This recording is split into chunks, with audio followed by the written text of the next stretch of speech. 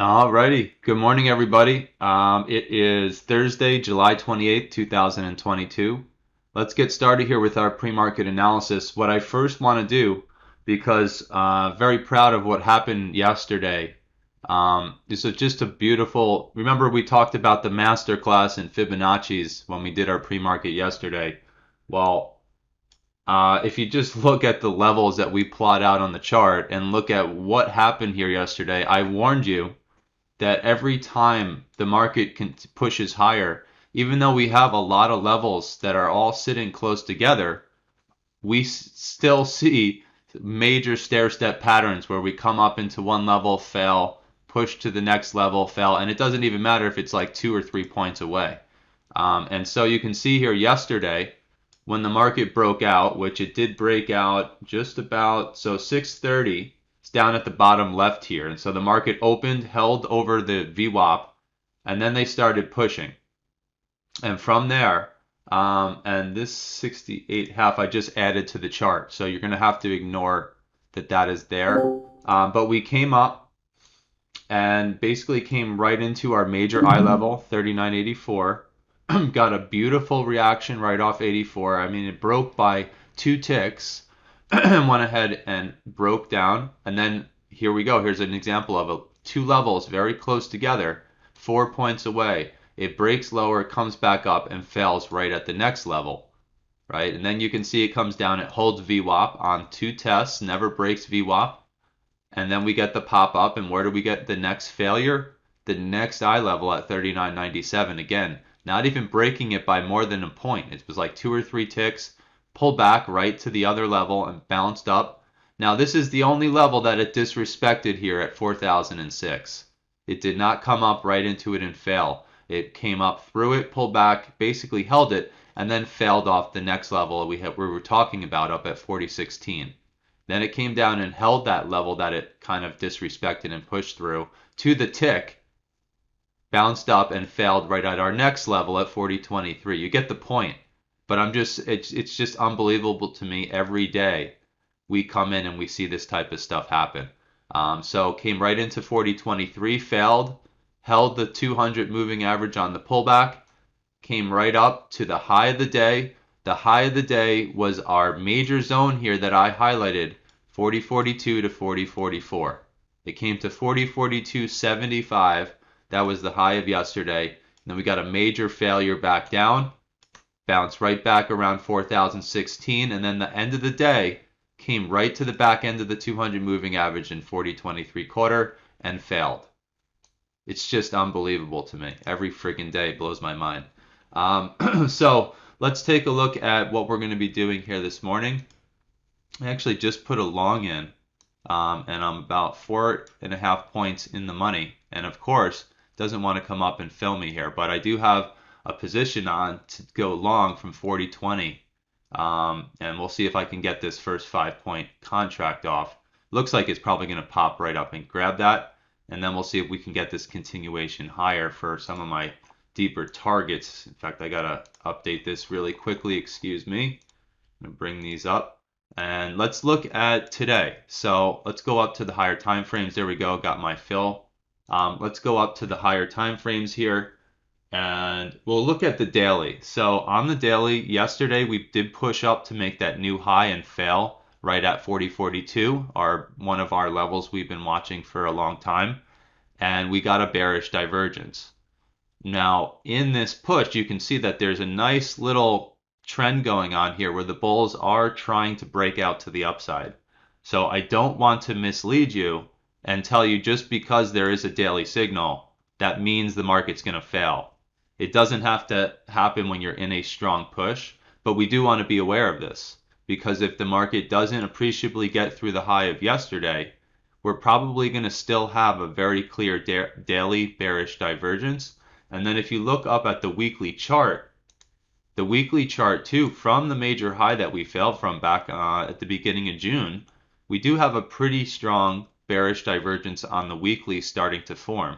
Remember, the last time we had a weekly bearish signal, the market pulled back from that high and pulled back about 225 points. So We don't want to ignore these signals, but we also have to put it in the context of what is going on in the market right now. And right now we do have this breakout going on, or an attempt to break out. We really need to get through this high of the highs of June and go ahead and start trekking higher. But just want you to be aware of that. Um, and there's something actually that I haven't been watching because remember, we've been skeptical of a major bullish breakout, but we need to actually consider this whole sell-off here, where we are in terms of the major retracement down. And that's something I actually didn't do while I was preparing here this morning. So the high 03 half, if I could get it there, somewhere right around it, all the way down to that low we made back 36.39. And for some reason, these should be on the chart somewhere. Maybe I have it on there if I zoom out. It must be because we just haven't been anticipating a breakout back to the upside. So let me just actually do this really quickly. I'm going to get that 48.03 half up. We're going to get 36.39, the major low, back in the middle of June. And I just want to look at where that big sucker is. So as we're pushing here, keep in mind we're getting very close to that 4083, we're going to call it 4083.75. That is a big major retracement level there. So let me put that in there. And I want you to, let's see, fib line, major fib line. I want you to see also that the major fib line there at 83 is essentially right in that pocket that I had highlighted here. So we have these major lows up at 40.74. If you guys remember from the previous contract, I've mentioned this a few times now, came right into this area. It was 71, I think, on the previous contract. Couldn't break it for over a week and then finally broke lower. And we were watching this level that on the new contract at 74. Well, that retracement level is just maybe within that 10 points of that area. And it's also, as you can see, a major area of resistance and support, at least in the most recent few months. So that's something to be aware of up above us. I don't think we're going to have enough strength to actually get all the way up to the 50% retracement up there, but we do have that there at 42.21 quarter. So I'll go ahead and just mark that on the higher time frame chart as well. And then we can get back down to business here. I kind of overlooked that. And I'm actually just about to get my 10-point fill here on my long from 40.20. This should be a pretty sweet morning to start. But let's see here. So the daily, again, has that bearish divergence from the high of yesterday. Again, once we start to really push through, that will definitely be negated, but we don't want to ignore it. We come down to our 4-hour chart now, and on the 4-hour chart, we have what looks to me to be, actually there was a potential bullish signal there, it's not there. So 4-hour as well has that bearish signal from yesterday's high. So you're seeing what's going on here. If we can't get through yesterday's high, based off just the signal perspective, we would expect there to be some type of deeper pullback. But once we can get up through that high, then that's going to be a nice push right up into 40.74, 40.70, and 40.83. So just be aware of that to the upside. That's what we're looking at as far as a bias. And now let me go down to our 60-minute chart and we can talk about all the different levels we want to be watching here this morning. Remember yesterday, I'm going to go ahead and toot my horn again. Yesterday we came up into every level I put on the chart. Every level we pushed to, we pulled back. We pushed to, we pulled back. Like literal clockwork to the tick. You can't really get any better than that in the trading world.